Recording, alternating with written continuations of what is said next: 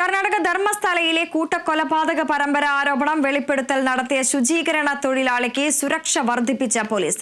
വധഭീഷണി നിലനിൽക്കുന്ന സാഹചര്യത്തിലാണ് സുരക്ഷ വർദ്ധിപ്പിച്ചത്. അതേസമയം വനത്തിൽ നിന്നും കണ്ടെത്തിയ അസ്ഥികൾ ഫോറൻസിക് പരിശോധനയ്ക്ക് അയച്ചു. ನಿನ್ನೆ ಸಂಜೆ ವೇಳೆಯಲ್ಲಿ ಅವ್ರಿಗೆ ಪೊಲೀಸ್ ಪ್ರೊಟೆಕ್ಷನ್ ಮಂಜೂರಾಗಿತ್ತು. ನಾವು ಮ್ಯಾಜಿಸ್ಟ್ರೇಟ್ ಅವ್ರನ್ನ ಕೇಳಿದ್ವಿ, ವಕೀಲರಾದರೂ ಇರಕ್ಕೆ ಬಿಡಿ, ಬಿಕಾಸ್ ಅವರೇನು ಅಕ್ಯೂಸ್ಡ್ ಅಲ್ಲ, ವಿಟ್ನೆಸ್ ಆಗಿ ಬಂದಿರೋದು. ಸೊ ಬಟ್ ಪ್ರೊಸೀಜರ್ ಅಲೌ ಮಾಡಲ್ಲ ಅಂತೇಳಿ ಅವರು ಏಕಾಂತವಾಗಿ ಪ್ರಶ್ನೆ ಕೇಳಿ ಸ್ಟೇಟ್ಮೆಂಟ್ ದಾಖಲು ಮಾಡಿದ್ದಾರೆ. ಏನು ಕಂಪ್ಲೇಂಟಲ್ಲಿ ಸ್ಕೆಲಿಟನ್ ಅಥವಾ ಕಲೆವಾರಿ ಏನಿತ್ತು ಅಂತ ಹೇಳಿದ್ದಾರೆ, ಅದು ಈಗ ಹ್ಯಾಂಡ್ ಓವರ್ ಮಾಡೋ ಪ್ರಕ್ರಿಯೆ ನಡೀತಾ ಇದೆ. ಹೂತಾಕಿರುವಂಥ ಬಾಡಿಗೆ ಅವ್ರು ಇವಾಗಲೂ ತೋರ್ಸೋಕೆ ರೆಡಿ ಇದ್ದಾರೆ. ಸೊ ಪೊಲೀಸವರು ಯಾವ ಥರ ನೆಕ್ಸ್ಟು ಇನ್ವೆಸ್ಟಿಗೇಷನ್ನ ತೊಗೊಂಡೋಗ್ತಾರೆ, ನಾವು ರೆಡಿ ಇದ್ದೀವಿ. ಆದಷ್ಟು ಬೇಗ ಆದರೆ ಒಳ್ಳೆಯದು. ಅದನ್ನು ನಾವು ಪೊಲೀಸರ ಹತ್ರ ಮನವಿ ಮಾಡ್ಕೋತಾ ಇರೋದು. ವಿಟ್ನೆಸ್ನ ಅರೆಸ್ಟ್ ಮಾಡಿಲ್ಲ, ನಮ್ಮ ಜೊತೆ ಇರ್ತಾರೆ.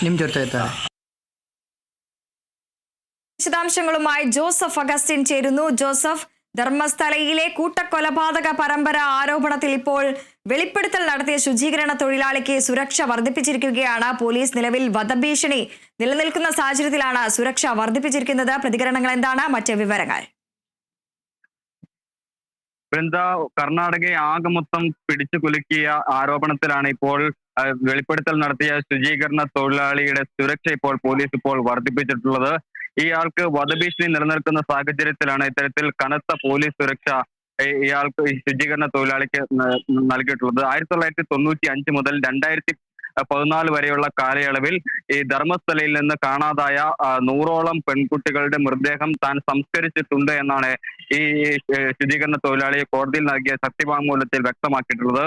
ഇതിന് അയാൾ പല തെളിവുകളും, അതായത് ഈ വനത്തിൽ നിന്ന് ഇയാൾ തന്നെ കുഴിച്ചിട്ട മൃതദേഹം വീണ്ടെടുക്കുകയും അതിന്റെ ഫോട്ടോഗ്രാഫ് അടക്കം കോടതിയിൽ സമർപ്പിക്കുകയും ചെയ്തിരുന്നു. ഇതിന്റെ അടിസ്ഥാനത്തിലാണ് ഇയാൾക്ക് വലിയ രീതിയിലുള്ള ഭീഷണി നിലനിൽക്കുന്നുണ്ട് എന്ന് മനസ്സിലാക്കി പോലീസ് ഇപ്പോൾ സുരക്ഷ വർദ്ധിപ്പിച്ചിട്ടുള്ളത്. 1980 മുതൽ ഇത്തരത്തിൽ 600-ലധികം അസ്വാഭാവിക മരണങ്ങളാണ് ഈ ധർമ്മസ്ഥലയെ ചുറ്റിപ്പറ്റി ഉണ്ടായിട്ടുള്ളത്. അതുകൊണ്ട് തന്നെ ഈ വിഷയത്തിൽ അടിയന്തരമായി നടപടി സ്വീകരിക്കണമെന്ന് ആവശ്യപ്പെട്ട് വർഷങ്ങളായി പ്രതിഷേധവുമായി രംഗത്തെത്തിയ ഇരകളുടെ കുടുംബം രംഗത്തെത്തുന്ന ഒരു സാഹചര്യം ഉണ്ടായി. പക്ഷേ കാര്യമായ അന്വേഷണം എങ്ങും ഉണ്ടായിരുന്നില്ല.